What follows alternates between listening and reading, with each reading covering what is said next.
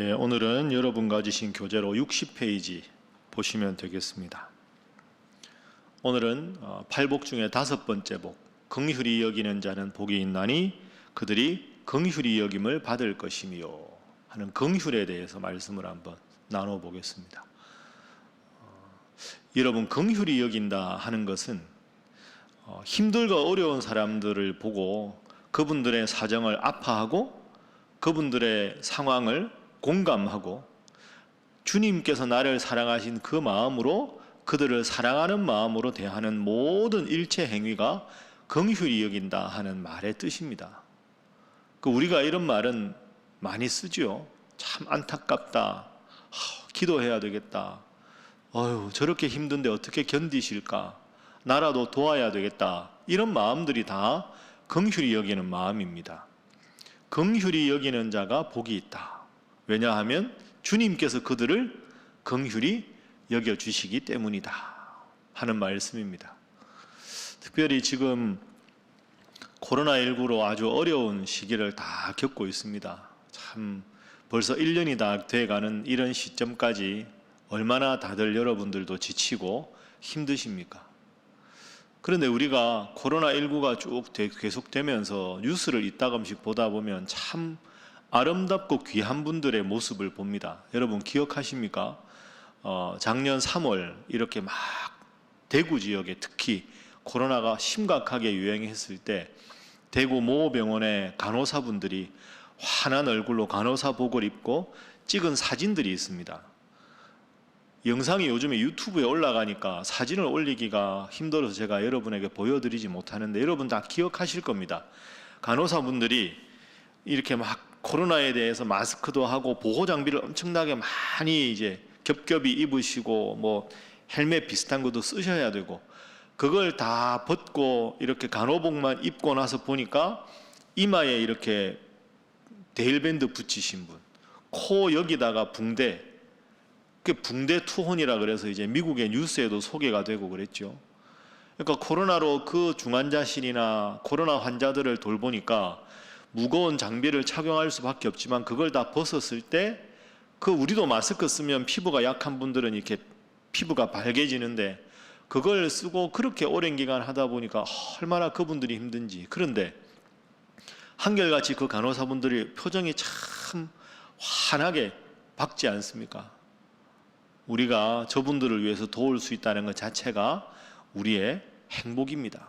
그 얼마나 멋진 모습입니까? 그런 모습이 주님의 제자인 우리에게 있어야 한다. 그게 긍휼히 여기는 마음이라 하는 거죠. 제가 또 하나 인상적으로 생각하는 건 초기에 중국 우한으로 중국 사람들 중에서 이제 우한에서 코로나가 처음 시작됐을 때 다른 성에 살던 그 간호사들, 의사들이 우한으로 이제 출동을 할 때 중국의 젊은 의사 하나가 결혼한 지 얼마 되지 않았습니다. 얼마 되지 않은 남편이 마스크를 하고 우한으로 이제 쉽게 말하면 의료 자원봉사를 떠나는데 그 아내가 남편이 거기를 떠나겠다고 하는 걸 보고 신혼인데 남편의 그 갸륵한 뜻을 격려하면서도 사랑하는 남편이 혹시라도 가서 어떤 일이 생길지 모른다 해서 남편을 꼭 안고 있는 마스크를 한 아내의 눈에 눈물이 이렇게 그렁그렁 맺혀 있는 그 젊은 아내의 그 눈물, 참 그런 거 생각하면 이런 어려운 상황에서 힘들고 어려운 상황에서도 웃음으로 극복하고 눈물로 격려하는 그분들의 모습이 참 우리를 훈훈하게 만들어 갑니다. 우리의 마음속에 우리의 몸속에 과연 이런 태도가 있는가? 그래서 저는 요즘도 뉴스 보면 여러분도 느끼시죠? 행복한 뉴스가 없습니다. 전부 다투고 갈등하고 그리고 뉴스마다 또 어떻게 그렇게 논조가 다른지 A 신문, B 신문, A 뉴스, B 뉴스 보면 제가 어느 정치적인 편을 드는 게 아니라 이렇게까지 국론이 분열되는 상황이 과연 언론의 바른 태도일까 이런 생각도 듭니다. 그리고 저는 목사라 그런 일이 없지만 저는 만약에 어느 방송사의 보도본부장 이런 걸 시켜주면 꼭 메인 뉴스에는 한 꼭지씩 아주 감동적인 뉴스를 좀 넣으라고 하겠습니다. 이렇게 힘들고 어렵지만 정말 행복한 미소로 이겨나가는 참 훌륭한 분들, 의료진도 좋고 본인도 힘들지만 더 가난한 분들을 돕고, 그러니까 뉴스만 틀면 한숨만 나오는 뉴스가 아니라 국민들이 그 뉴스를 보다가 그래, 저분도 있는데 나도 이 어려움을 견뎌내야지, 야, 참 저분의 저런 모습 나도 본받아야 되겠다 하고는 다시 한번 마음이 훈훈해지고 다시 한번 이기고 싶다, 다시 한번 극복하자, 그렇게 좀 따뜻한 뉴스가 많아지면 좋겠다. 그런 미담 사례가 다 오늘 본문에서 말하는 긍휼히 여기는 사람. 그런데 주님은 그렇게 긍휼히 여기는 자를 기뻐하신다. 그래서 오늘 제목을 제가 지극히 작은 자, 주님의 사람 이렇게 잡았습니다. 그런데 여러분, 오늘 본문을 보면서 여러분이 아주 중요하게 기억할 게 있습니다. 이 본문이 천국에 관한 비유라는 겁니다. 천국에 관한 비유. 그러니까 예수 믿는 사람이 그냥 도와도 되고 안 도와도 되는 게 아니라 오늘 본문은 천국에 대한 비유다. 그래서 주님께서 최후의 심판을 하실 때 너는 천국 간다, 너는 천국 못 간다 하는 기준이 긍휼히 여기는 거라는 거죠. 이걸 우리가 어떻게 해석해야 될까? 자, 한번 보겠습니다. 여러분 먼저 오늘 본문 말씀에 35절 말씀 한번 보겠습니다. 자, 최후의 심판에서 주님께서 말씀하십니다. 자, 주님께서 구원받을 사람에게 내가 줄일 때 너희가 먹을 것을 주었고 목마를 때 마시게 하였고 나그네 되었을 때 나를 영접하였다. 그러니까 천국에 구원받는 사람들이 의아한 겁니다. 주님, 죄송한데 제가 언제 주님을 도왔습니까? 자, 37절 말씀 봅니다. 37절. 이에 의인들이, 그죠? 구원받은 사람들, 천국에 간 의인들이 묻습니다. 주님, 죄송한데 우리가 언제 주님이 줄이신 걸 보고 음식을 대접했고 목마르신 것을 보고 마시게 했습니까? 죄송한데 저희는 주님께 그렇게 해드린 기억이 없는데요. 그러니까 주님께서 대답하셨습니다. 중요한 요절 40절입니다. 자, 40절. 임금은 누굽니까? 주님입니다. 주님이 대답하여 이르시되 내가 진실로 너희에게 이르노니 너희가 여기 내 형제 중에 지극히 작은 자 하나에게 한 것이 곧 누구에게? 나에게 한 것이다. 저기서 중요한 건 내 형제입니다. 내 형제. 주님이 우리 주위에서 도움이 필요한 누군가에 대해서 나의 형제다 이렇게 말씀하셨습니다. 제3인칭으로 너희가 가난한 자를 도왔다, 너희가 힘든 자들을 도왔다, 그 노력이 가상하다 이게 아니고요. 가난한 사람, 사랑이 필요한 그들은 나의 형제다, 주님의 형제다. 그런데 주님의 형제를 향한 사랑, 그 사랑이 곧 나를 향한 사랑이다, 이렇게 말씀을 하신 거죠. 그러니까 천국에 가는 사람들은 주님을 믿는 마음으로 다른 사람들을 사랑하는 사람, 오해하시지 않아야 합니다. 그러면 믿음 필요 없고 사랑만 있으면 되느냐, 구제만 하고 가난한 사람 도와주면 천국 가느냐, 그런 뜻이 아니고요. 천국에 가는 하나님을 잘 믿는 사람은 주님을 사랑하는 마음으로 믿음을 가졌으니 그 사랑의 마음으로 다른 이들을 사랑하는 것, 베푸는 것, 긍휼히 여기는 것까지 가는 것이 믿음이다, 이런 뜻입니다. 믿음은 제가 예수님을 제 구원자로 고백합니다, 아멘 합니다, 이것까지가 믿음이 아니라는 겁니다. 여러분, 그것은 지적인 동의에 불과합니다. 들어보니까 예수님 괜찮네요, 제가 예수님 한번 믿어보겠습니다. 그러면 믿음이 생기는 겁니까? 그게 아니죠. 주님은 나의 구원자이십니다.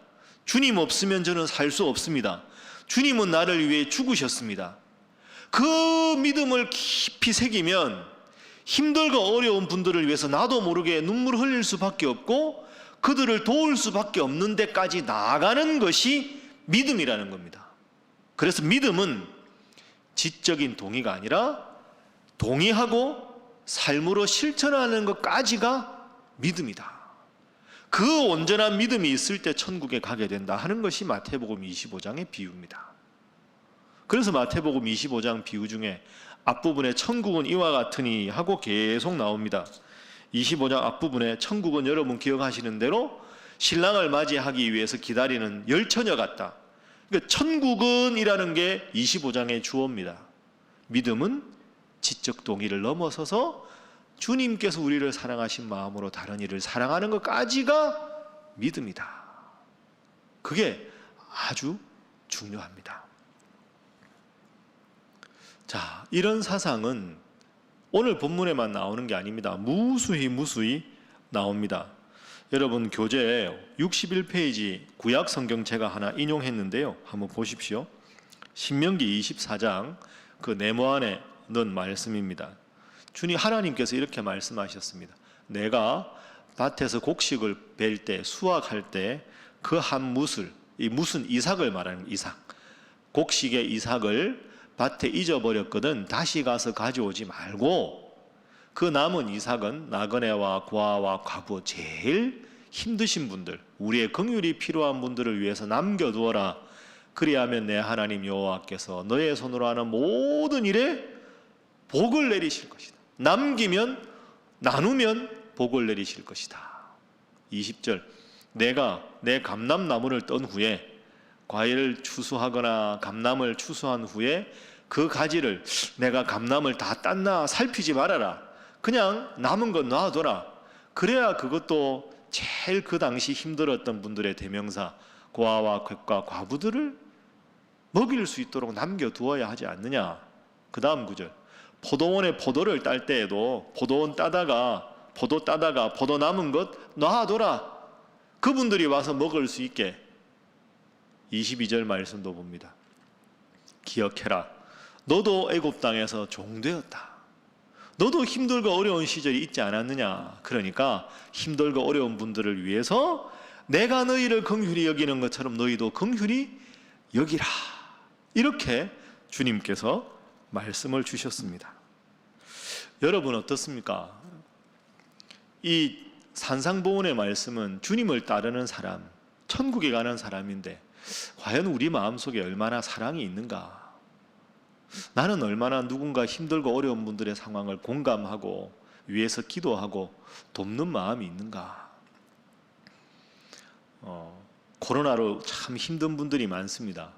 제가 이제 올해가 됐죠. 공동의회 통과했으니까 올해 예산 짤 때 제가 참 장로님들께 감사한 게 있었습니다. 여러분 아시는 대로 코로나19로 다들 힘들고 어려우니까 교회도 긴축 재정을 합니다. 그래서 예산을 여러분 죄송하지만 일정 부분 다 최대한 감축을 했습니다. 그런데 다 예산을 줄이고 또 동결하고 했는데 예산 편성을 하시던 장로님들께서 1차 편성을 끝내신 후에 제 방에 오셨습니다. 그러고는 이렇게 말씀을 하셨습니다. 목사님, 줄일 것 다 줄이더라도 허리띠를 다 졸라매더라도 신설에서 좀 남겨둬야 될 예산 항목을 하나 정했습니다. 예, 어떻게 정하셨습니까? 코로나19 재난이 언제 끝날지 모르는데 특별재난지원금이라는 항목을 따로 둬서 중간에라도 정말 힘들고 어려운 우리 성도들이나 이웃들을 도울 수 있도록 그 예산을 따로 확보하겠습니다. 그저 얼마나 기뻤는지 모릅니다. 참 좋은 생각입니다. 그럼 그렇게 해서 우리가 당에 통과하고 재직회 공동회에 했으면 좋겠습니다. 그래서 그 예산을 따로 놔두었습니다. 여러분 이게 쉽지가 않습니다. 다 긴축하는데. 그런데 먼저 그렇게 제안을 해주신 게 제가 얼마나 감사한지. 오늘 본문과 연관시키면 교회가 자꾸 해야 될 일이 나누고 베풀고 섬기는 일. 제가 지난주에 설교할 때 여러분 청구동 말씀드렸지 않습니까? 우리 교회 관내 청구동을 많이 돕는다고. 그 자꾸 주민센터 이야기해서 그런데요. 제가 이제 지난주가 1월 1일이잖아요. 여러분 청구동 동장님이 바뀌었습니다. 1월 1일자로. 그런데 1월 1일이 금요일이었죠. 그러니까 금, 토, 일 지나고 주일 지나고 월요일. 그냥 화요일 날 출근을 이제 아침에 했는데 연락이 왔습니다. 청구동 주민센터에 동장님이 바뀌어서 저하고 좀 이렇게 인사를 차를 한잔 하고 싶어 하신다고. 그래서 제가 언제 오셨어요? 여쭤보니까 1월 1일자라는 거죠. 그럼 여러분 생각해 보세요. 1월 1일이 쉬는 날 아닙니까? 그럼 금, 토, 일 주일 지나고 주일 그다음 월요일 지나고 화요일 날 첫 출근했을 때 이분이 처음에 얼마나 바쁠까요? 신일교회 목사님부터 신일교회부터 방문하겠다. 그래서 제가 바로 그 다음 날 또 팀장님, 주무관님 해서 만났습니다. 제가 기분 좋았습니다. 인사 와서 기분 좋은 게 아니라 제가 여러분들에게 지역을 돕는 일이 중요하다고 말했는데 우리 동네 관할의 동장님이 그 처음에 와서 업무 파악하느라 바쁠 텐데 제일 먼저 제일 잘 도와주는 곳이 신일교회라고 주민들이 직원들이 이야기하니까 아유 그러면 나 그 교회에 가서 먼저 제일 인사하고 싶다고 그 마음이 저는 우리 교회가 제가 오늘 설교 준비하면서도 더 나누고 베푸는 일 참 중요하다 하나님이 참 기뻐하신다 이런 생각이 들었습니다. 다들 지금 여러분 힘듭니다. 그래서 오늘 본문 말씀 생각하면서 여러분들 내가 기도할 분들 우리 구역에 정말 홀로 계셔서 외로운 분들 교회 안 다녀도 내가 좀 더 한 번 더 관심 가져야 될 이웃은 없는지 그러면 그분들을 도왔는데 주님께서 그걸 기억하시고 내가 줄일 때 너희가 먹을 것을 주었다. 저는 주님께 해드린 게 없는데 아니야 옆집에 그 할머니 그 성도님 간절히 붙잡고 기도했잖아 도와주었잖아 그게 나에게 한 것이다 이렇게 주님께서 말씀하시면 얼마나 여러분 그게 기쁘겠습니까? 제가 조심스럽게 한 말씀드립니다. 우리 사랑하는 신일교회 성도 여러분 중에 혹시 여러분 집주인이 있으십니까? 혹시 여러분 집에 예를 들어서 아파트를 전세를 놨는데 전세 이제 재계약할 때 되셨습니까? 죄송한데 이렇게 하십시오. 시세가 지금 많이 올랐잖아요. 가능하면 다 받지 마십시오. 전세 사는 분들 다 힘들어서 전세 살지요. 자기 집에 살고 싶은데 그런데 지금 엄청나게 많은 게 뛰어서 얼마나 한숨 쉬겠습니까? 그분들도 힘드실 텐데 가능하면 시세보다 깎아서 여러분 재계약 하시려면 그렇게 좀 하십시오. 그분들이 깜짝 놀라겠죠? 감사합니다. 그러지 않겠습니까? 아니 그런데 계약하는 날 시세보다 이렇게 싸게 해주셔서 감사합니다. 어떻게 이렇게 평소에도 그렇고 어떻게 이렇게 친절하십니까? 그때 여러분이 한마디 하는 겁니다. 저는 하나님 믿는 사람입니다. 다 힘들고 어려운데 제가 적은 거지만 하나님 저에게 이 집을 주셨는데 주님 사랑을 조금이라도 실천하고 싶습니다. 힘내십시오. 그럼 여러분 그분이 예수님 안 믿어도 예수 믿는 사람이 참 훌륭하네. 어느 교회 다니세요? 저 신일교회 다닙니다. 저기 있는 교회요? 예. 시간 되면 오세요. 여러분 이게 전도 아닐까요? 시세대로 다 받아가지고 감사헌금하는 걸 주님께서 기뻐하시겠습니까? 힘들고 어려운 분들 더 격려하고 돕고 그분들의 마음속에 주님의 사랑을 실천하는 저분처럼 살고 싶다. 나도 저분이 믿는 예수님 믿고 싶다. 그 마음을 주님께서 더 기뻐하시겠습니까? 여러분 깊이 생각하십시오. 긍휼히 여기는 것, 내 마음속에 얼마나 그 마음이 있는가. 중요한 요절 제가 하나 여러분께 일러드리겠습니다. 월요일 날 특별 새벽기도의 첫날 여러분들에게 소개했던 구절인데요. 누가복음 7장 47절 말씀입니다. 자, 누가복음 7장 47절. 주님께서 이렇게 말씀하셨습니다. 이러므로 내가 네게 말하노니 그의 많은 죄가 사하여졌도다. 여러분 기억나시죠? 시몬이라는 바리새인 집에 주님께서 초대를 받았는데 시몬은 주님을 위해서 아무것도 한 게 없는데 자기 신의 몸을 팔아서 생계를 유지해야 되는 그 안타까운 지경에 있는 여인 하나가 눈물로 향유를 붓고 발을 닦아드린 그 여인을 보고 저 여인의 많은 죄가 사하여졌도다. 이는 저 여인이 나를 사랑하는 마음이 많기 때문이다. 주님 마지막에 이렇게 말씀하셨습니다. 사함을 받은 일이 적은 자는 적게 사랑하느니라. 저 누구에게 하신 말씀일까요? 시몬에게 하는 말씀입니다.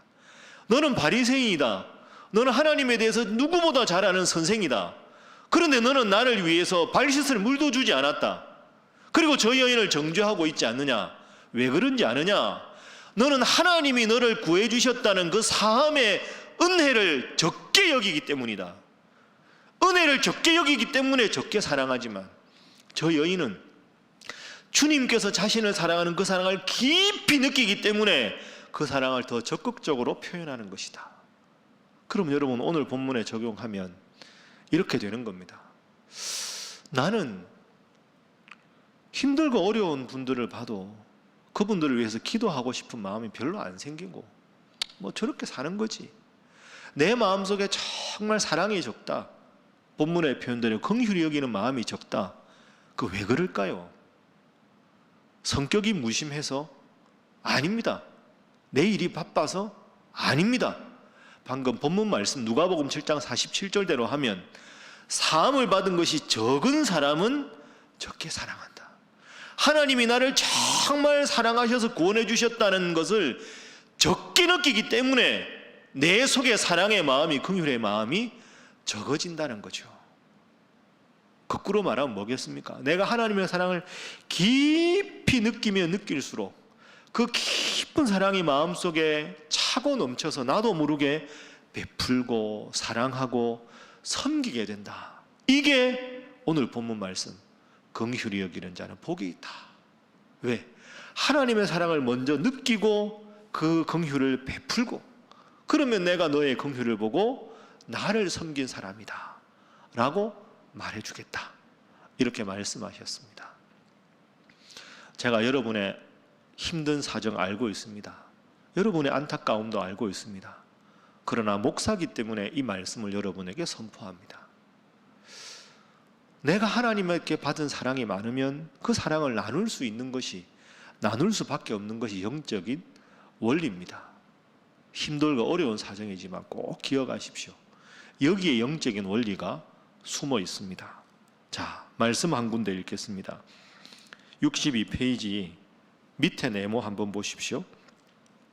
사도 바울 선생께서 예물에 대해서 중요한 말씀을 하셨습니다. 자, 고린도후서 9장 7절부터 11절 말씀인데요. 자, 보십시오. 각각 그 마음에 정한 대로 할 것이요, 하나님 앞에 예물을 드릴 때, 이웃을 도울 때 인색함으로 하지 말고 억지로 하지 말아라. 하나님은 즐겨 헌신하고 즐겨 내는 자를 사랑하시느니라. 하나님이 능히 모든 은혜를 너희에게 넘치게 하시나니 이는 너희로 모든 일에 항상 모든 이것이 넉넉하여 모든 착한 일을 넘치게 하게 하려 하심이라. 아멘. 자, 여러분 보십시오. 하나님께서 고린도후서 이 말씀을 바울 선생님을 통해 주실 때 하나님 앞에 예물을 드릴 때는 딱 정한 대로 하라. 인색하는 마음으로 억지로 하지 말아라. 오늘 본문 말씀도 그대로입니다. 이웃을 돕거나 긍휼히 여길 때 억지로 하지 말아라. 인색한 마음으로 하지 말아라. 하나님 주신 은혜를 깊이 여기면 즐겁게 하게 된다. 그 다음이 중요합니다. 그 다음에 본문 보십시오. 능히 모든 은혜를 너희에게 넘치게 하시나니, 8절 말씀입니다. 이는 너희로 모든 일에 항상 모든 것이 넉넉하여 모든 착한 일을 넘치게 하게 하려 하심이라. 여러분 화면 보십시오. 8절 반복되는 표현이 뭐냐 하면 넘치게 하시고, 넉넉하게 하시고, 넘치게 하시고. 여러분, 이게 희한한 영적인 원리입니다.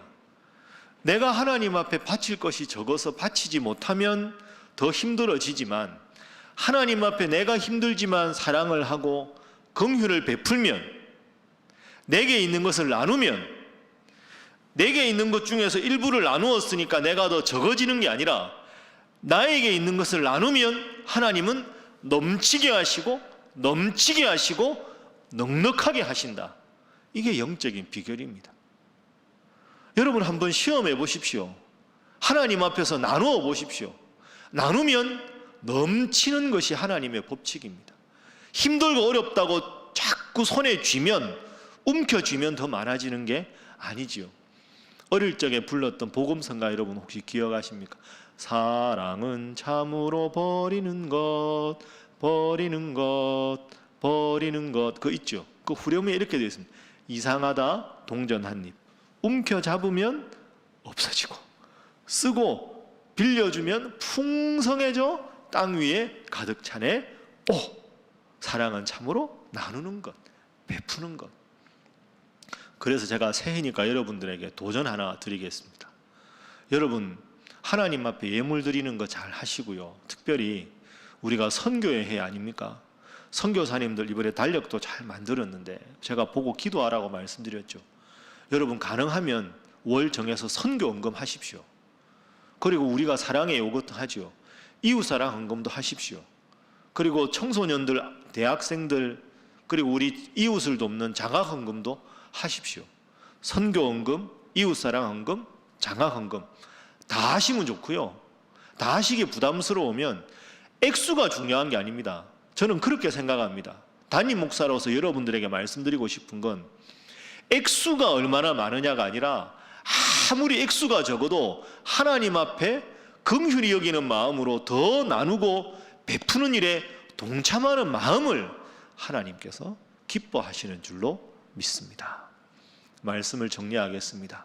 여러분 다 힘들고 어려운 시대를 살아갑니다. 그러나 주님께서는 오늘 우리에게 말씀하셨습니다. 지극히 작은 자가 곧 나다. 지극히 작은 사랑이 나에게 베푼 사랑이다. 하나님으로부터 받은 긍휼한 마음을 깊이 기억하고 그 긍휼이 누군가를 여기면 내가 너희를 넘치게 넉넉하게 함께 해주겠다. 말씀 꼭 기억하시고 이 말씀 실천하며 살아가는 올 한 해가 될 수 있기를 주님 이름으로 축복합니다. 함께 기도하겠습니다. 다 함께 기도하실 때 하나님, 먼저 하나님 나에게 주신 크신 은혜가 얼마나 큰지 내 마음속에 늘 주님에 대한 은혜에 대한 감사와 사랑이 넘치게 하여 주옵소서.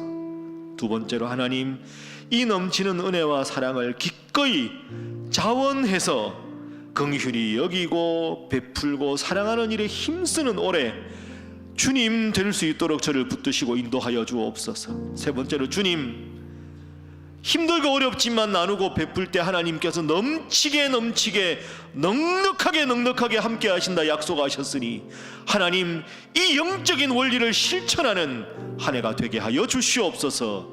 그런 우리 신일교회 되게 하여 주옵소서. 다 함께 주님 앞에 기도하겠습니다. 주여 믿습니다. 주여 믿습니다.